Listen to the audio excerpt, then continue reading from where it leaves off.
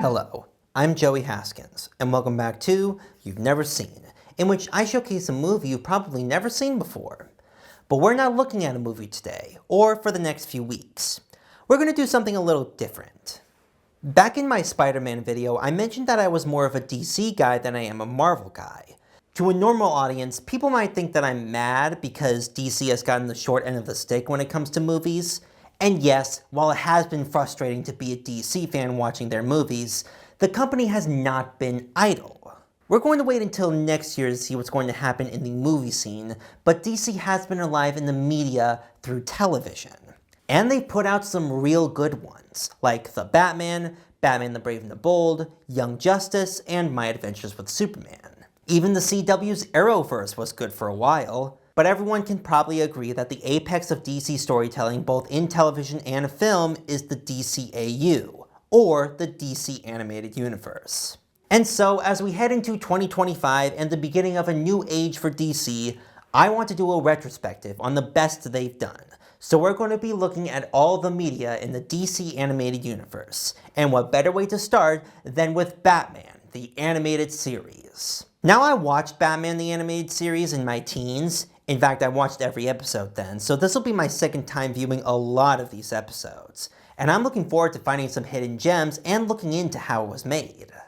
A name I'll be mentioning a lot through this series will be Bruce Timm. He's basically the main head of this large beast. After the success of the Tim Burton Batman film, Bruce Timm was given the opportunity to make a Batman series. And with inspiration from the Burton movies and from the old Max Fleischer Superman shorts, Timm, along with background painter Eric Radomski, producer Alan Burnett, voice director Andrea Romano, and writer Paul Dini, dove right into Batman.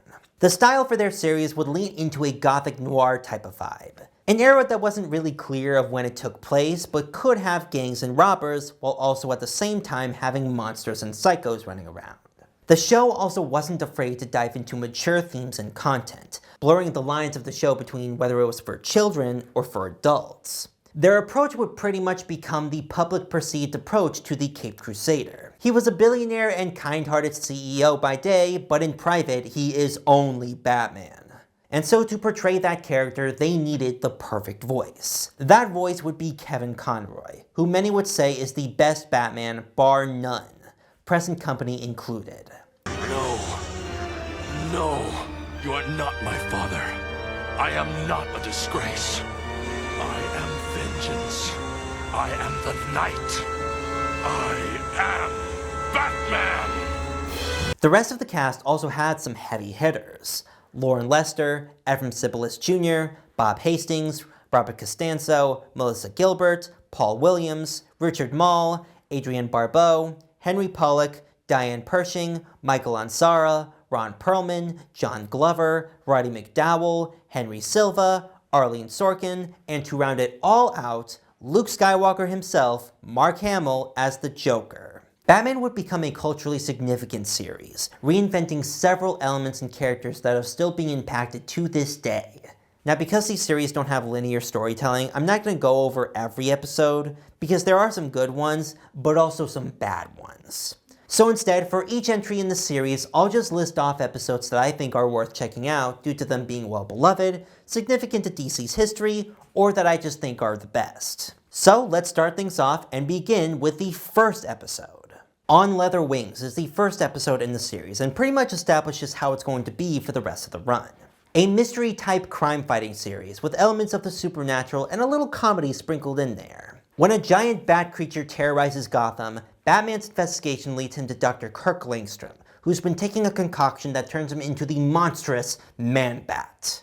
Some good animation and a great fight scene for the first episode of this series. Christmas with the Joker establishes the tone even more by introducing us to Robin as well as the Joker, as he kidnaps several people on Christmas Eve. Hamill's Joker, unlike most adaptations of the character, is really funny and fits into the series perfectly.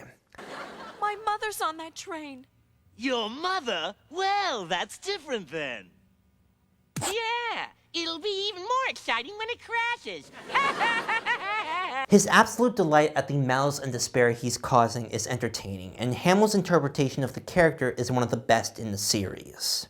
POV is a Rashomon-style episode that tells of Batman stopping a drug bust from the eyes of 3 GCPD officers. This episode will introduce people to Renee Montoya, a Batman side character who appears in future DC comics. We also get to know more of the incompetent detective, Harvey Bullock, who will become a prominent side character throughout the series. The first two-parter of the series is, fittingly enough, Two-Face. Harvey Dent had been an already established character as the DA and a friend to Bruce. However, an accident involving crime boss Rupert Thorne would cause Harvey to be scarred on half his face, becoming Two-Face. Richard Mall does well as a threatening and tragic character in the series. His turn into the double-obsessed villain is great.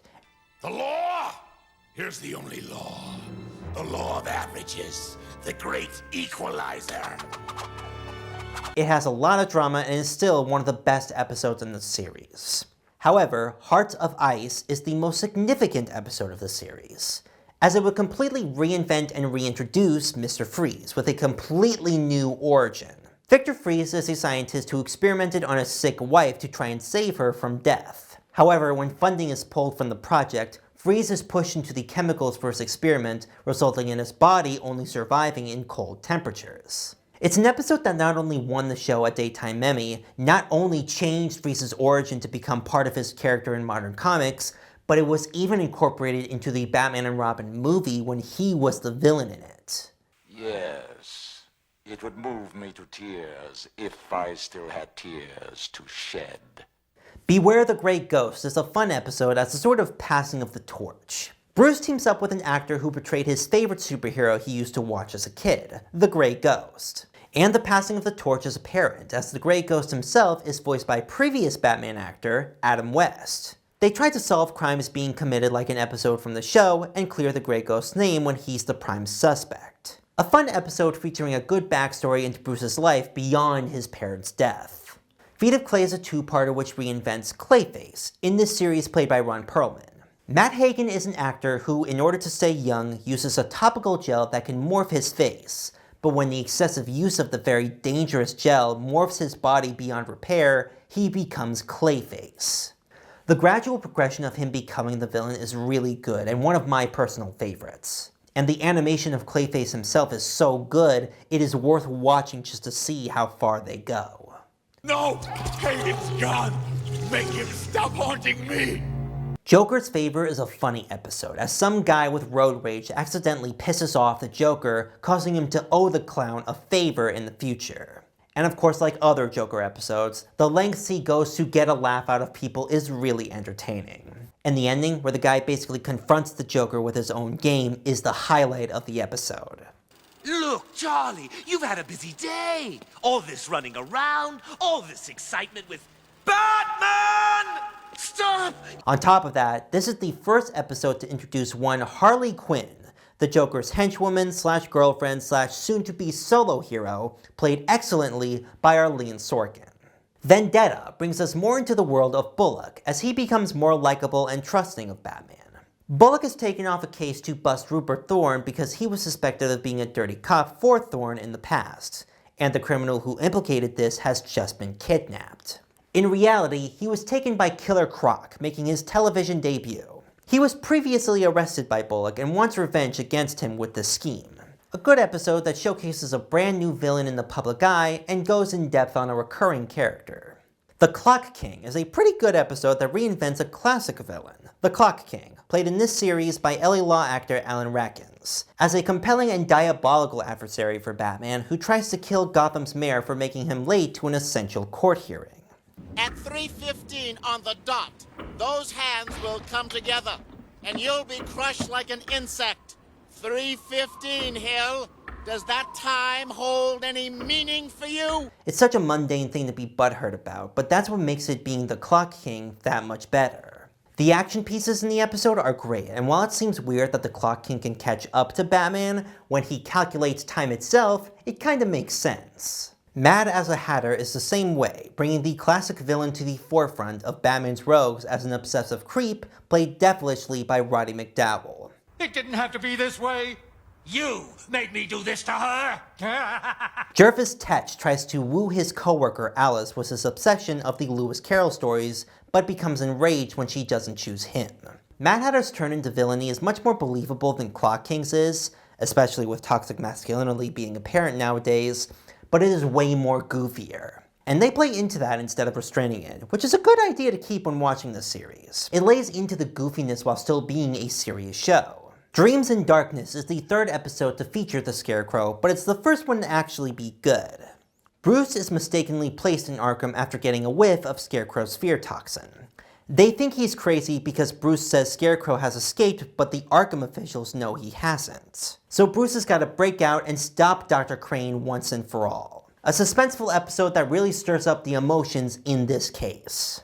Perchance to Dream is a great episode where a villain places Bruce into a dreamlike sequence where his parents are alive, he's married to Selina Kyle, and someone else is Batman.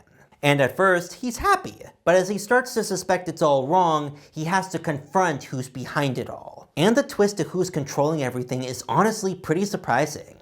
You're not well, Mr. Wayne. You need professional help. Liar! They do tease it right away with the music, but if you don't realize it, it's an epic reveal. The two-parter, Robin's Reckoning, is our first real deep dive into Dick Grayson, as we get his origin story.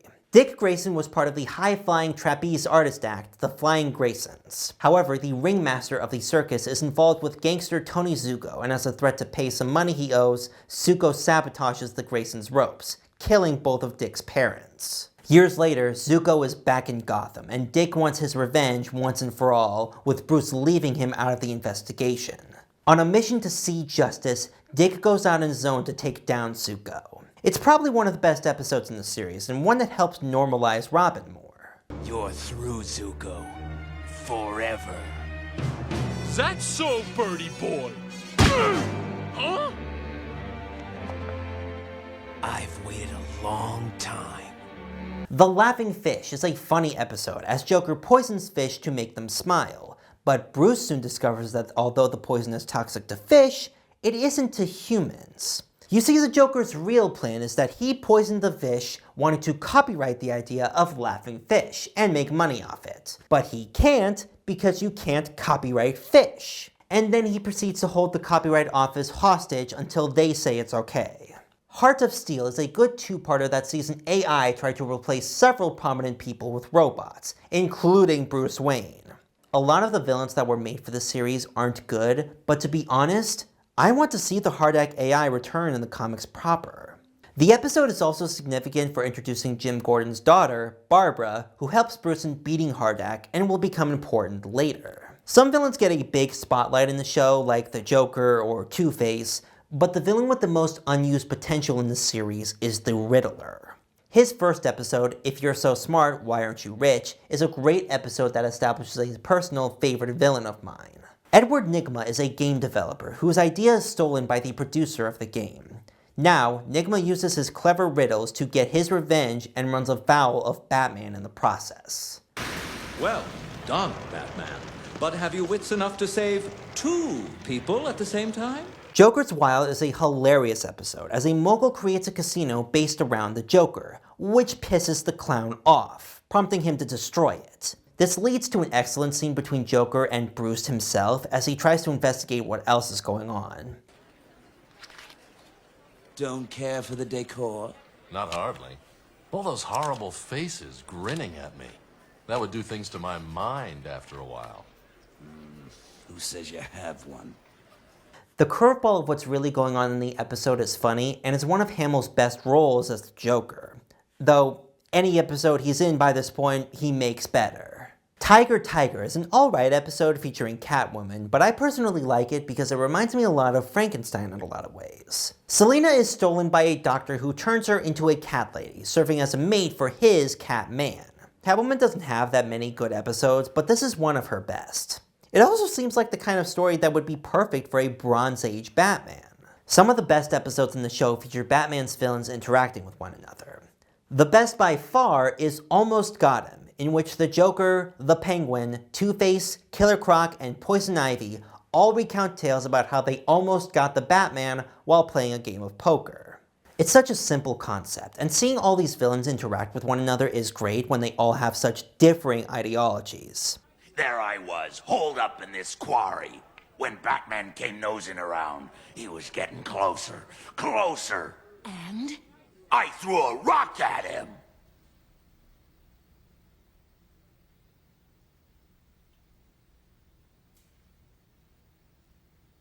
It's on many people's best of list, and for good reason.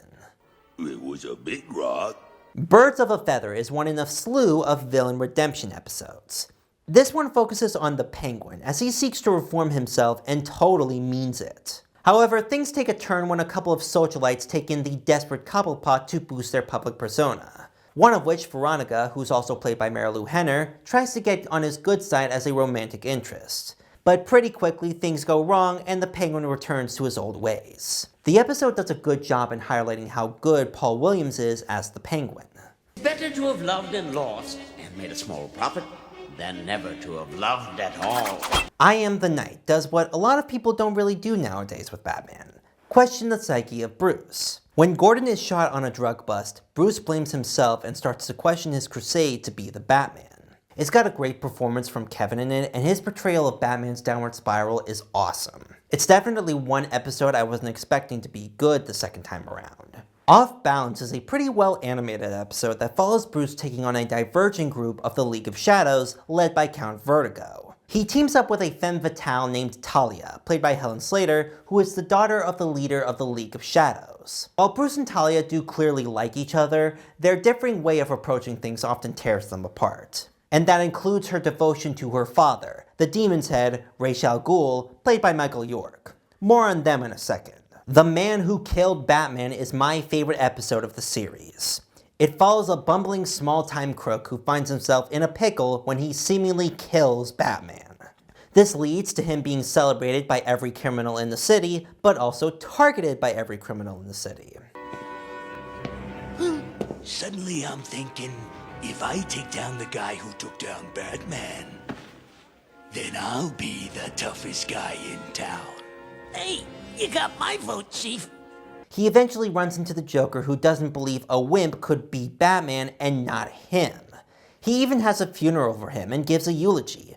And I'll be smiling again, just as soon as we take that man there, and slap him in that box there, and roll it into that vat of acid there. It's an absolutely hilarious episode that, like I said, is my favorite in the series. Zatanna introduces a world that will become more explored down the road: magic. And who better to do that than the DC Universe's lead magical character, Zatanna Zatara. In this episode, she's an old friend and potential fling of Bruce's, since he had trained under her father, Zatara, in escape artistry. On top of it being a fun episode, it's nice to see some of Bruce's past being brought to the light in the series, especially in how he became Batman. Harley and Ivy is the first episode in the series to have Harley Quinn as a major character. It gives us a closer glimpse into the relationship that she and the Joker have, and of course by the title, brings together her and Poison Ivy for the first time. The episode makes clear why they are always paired together and how devoted they are to their friendship. I remember when I would go driving like this with Mr. J. Mr. J, Mr. J. Oh, change the record, Harl. You want to be some wacko's victim the rest of your life? A friendship which turned into a relationship in recent adaptations. Shadow of the Bat is an excellent two-parter in which Gordon is framed for colluding with mob bosses. And while Batman is busy trying to clear his name, Barbara Gordon decides she's got to step up to figure out what's going on, especially when it becomes clear someone in the police department is dirty. So she takes up her own mantle as Batgirl, appearing on screen for the first time since the 60s. Now obviously I like this episode a lot since Batgirl is my favorite superhero. Yes. Am I glad to see you? Do you mind?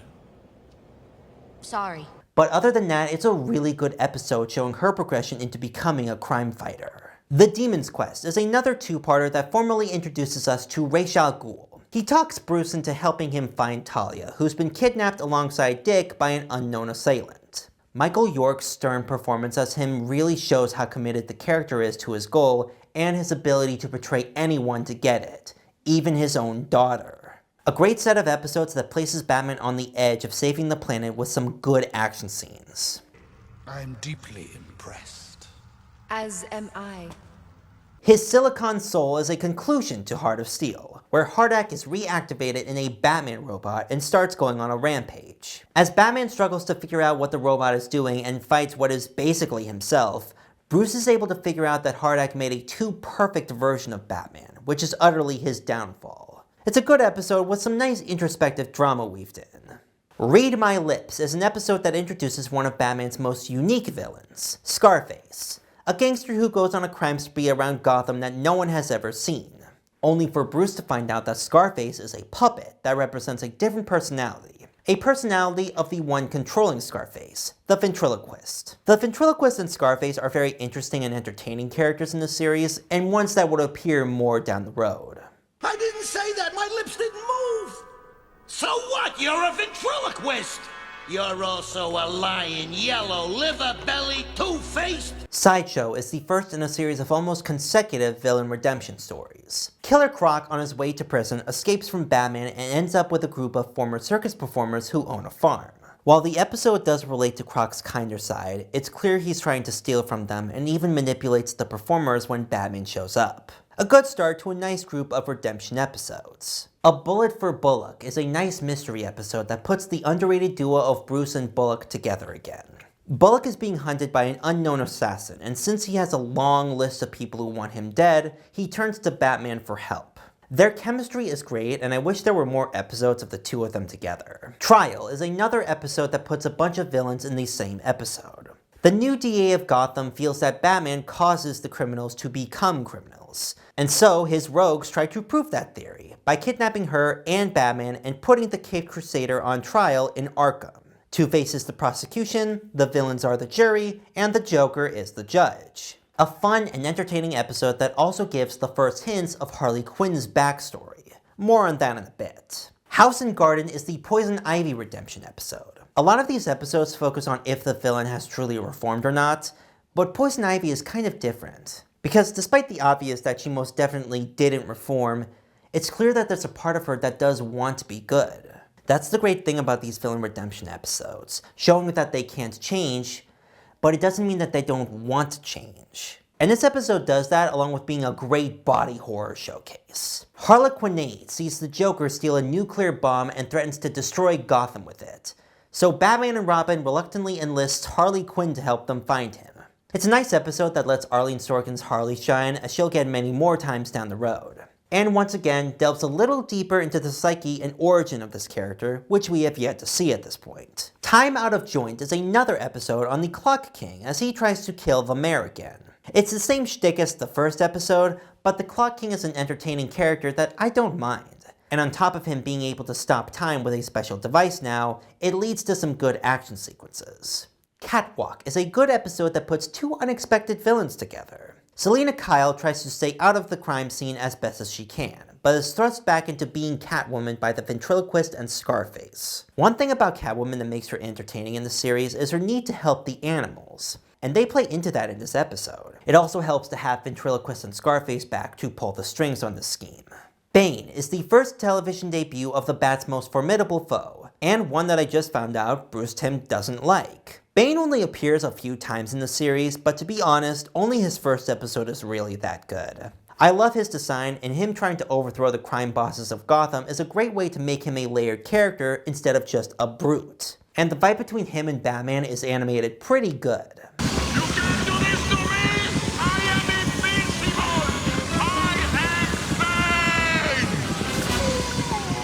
Baby Doll is one of the best episodes in the series. A washed-up child star of an old sitcom, born with a degenerative disease that makes her appear like a kid forever, in an attempt to reclaim her fame, kidnaps all the stars of her old show and pretends to be a family again.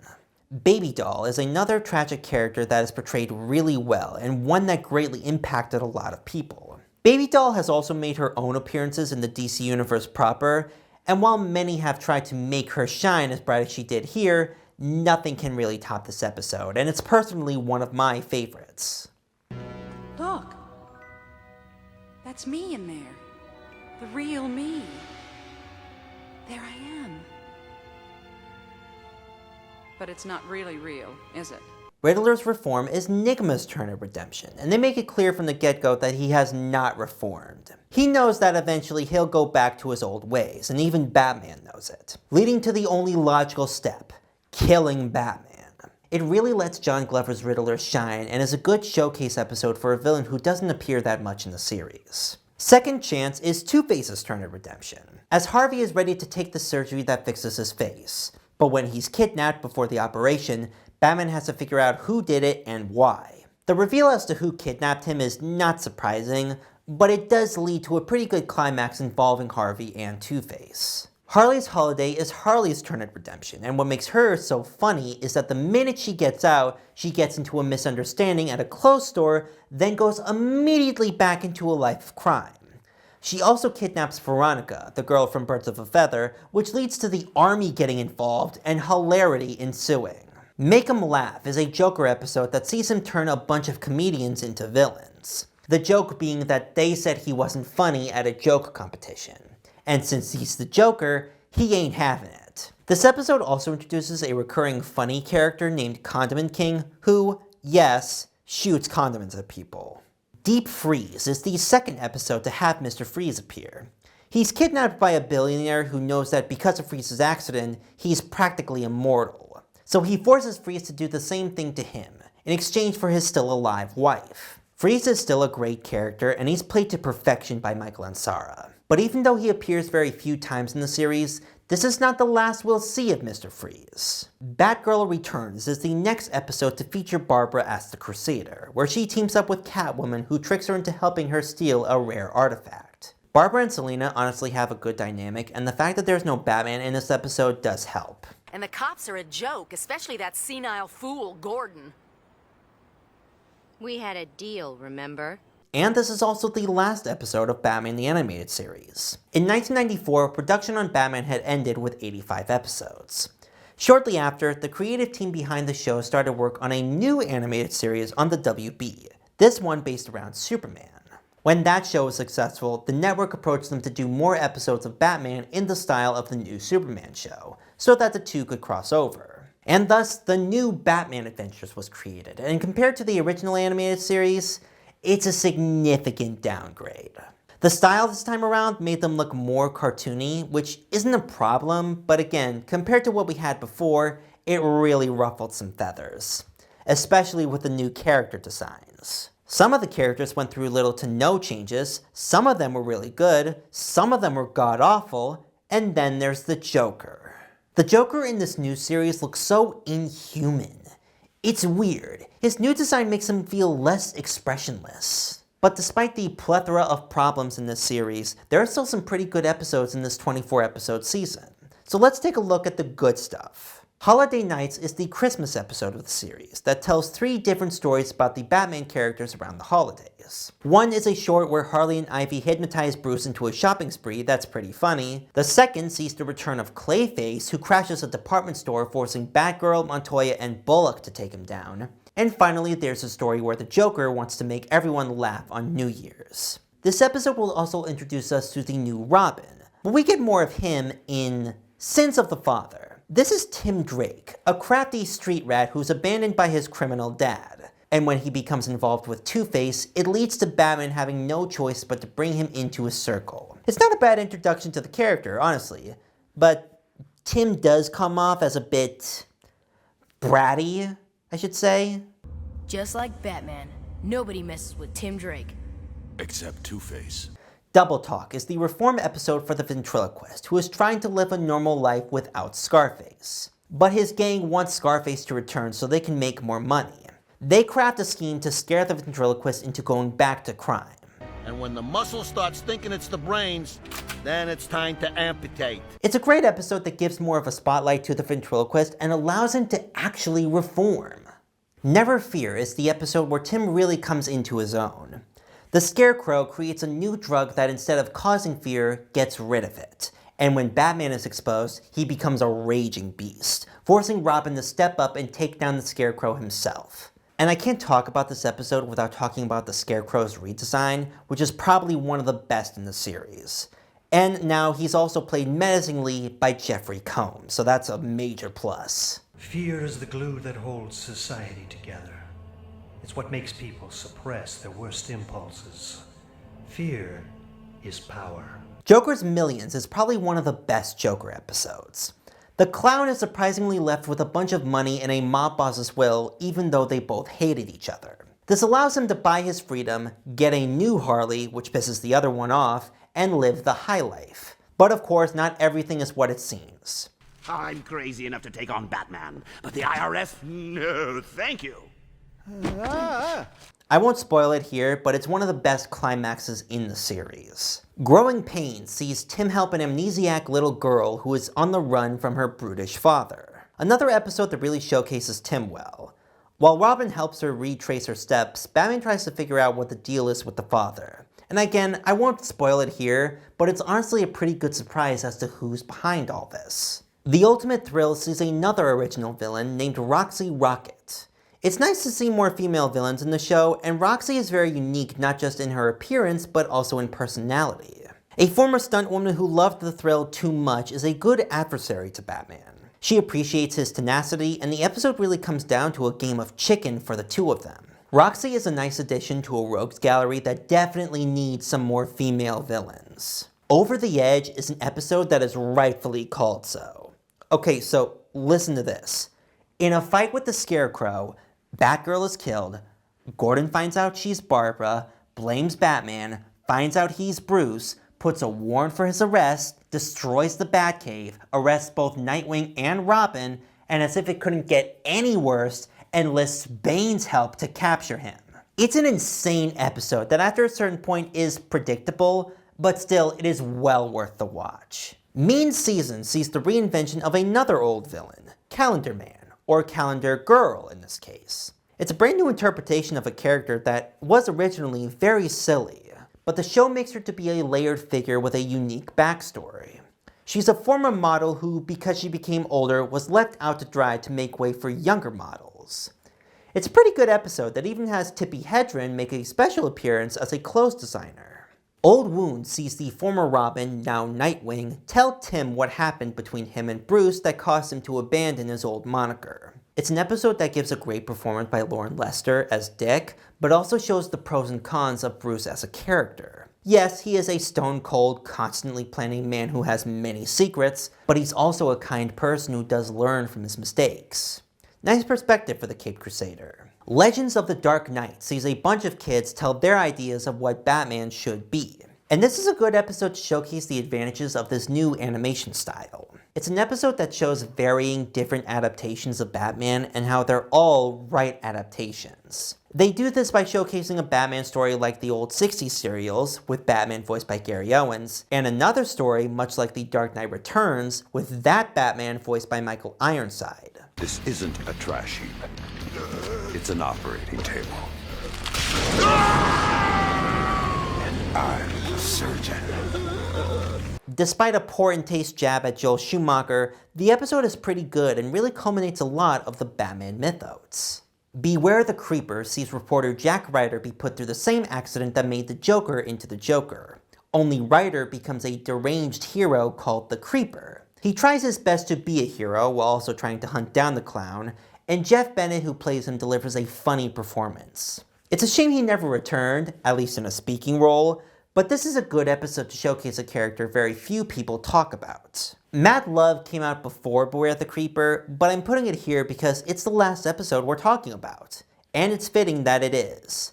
Mad Love finally divulges the origin of Harley Quinn, an adaptation of an award-winning comic that shows just how devoted Harley is to the Joker, despite the fact that he's an emotionally and physically abusive boyfriend. My fault. I didn't get the joke. It's sad, it's funny, and it's an episode that sums up all of Batman the Animated Series. While we are done with the show, Batman was popular enough to garner 2 films from the series, and we'll cover them briefly right now. Batman Mask of the Phantasm was a film that was released theatrically in between the first and second seasons, and is to this day considered one of the best Batman films ever, and for good reason. Bruce is investigating a new vigilante in town called the Phantasm, who is killing several gangsters who instigated crimes involving the Beaumont family, the daughter of which, Andrea, Bruce wanted to marry. Now with this new vigilante in town, Bruce fears that Andrea may be next and does his best to figure out what's going on, especially when the Joker gets involved. Kevin Conroy and Mark Hamill are of course fantastic in it. Andrea, who's played by Dana Delaney, is really good, but the Phantasm is an iconic and memorable villain played devilishly by Stacy Keach. I want you, Chucky boy. It's a great recommendation and one that you won't regret. The second film, Batman and Mr. Freeze Sub-Zero, was released right before the new Batman adventures, and it's great too. When Freeze's wife Nora becomes critical in her condition, he's forced to kidnap Barbara, who has the right organs needed to save her. All the while, both Batman and Robin do their best to investigate and save everyone involved. Michael Ansara gives his best performance as Freeze yet. He plays the character with the same emotion he had previously, and it's a fun film with some great action sequences involved. It's like a much longer episode of the show with a bigger budget, and I recommend it. And that's the end of Batman the Animated Series. Although the last season does have its fans, it wasn't really doing well on TV. And Bruce Timm and his team felt that they had told all the stories they could with the character. But Warner Brothers wanted more Batman content. So as this series was ending, the team were out of nowhere thrown into a new Batman series. We'll talk about that more in a few weeks, but next week, we go into the second DCAU series, the previously mentioned Superman, the animated series. With Weston Media Center, I'm Joey Haskins, and I'll see you all next time.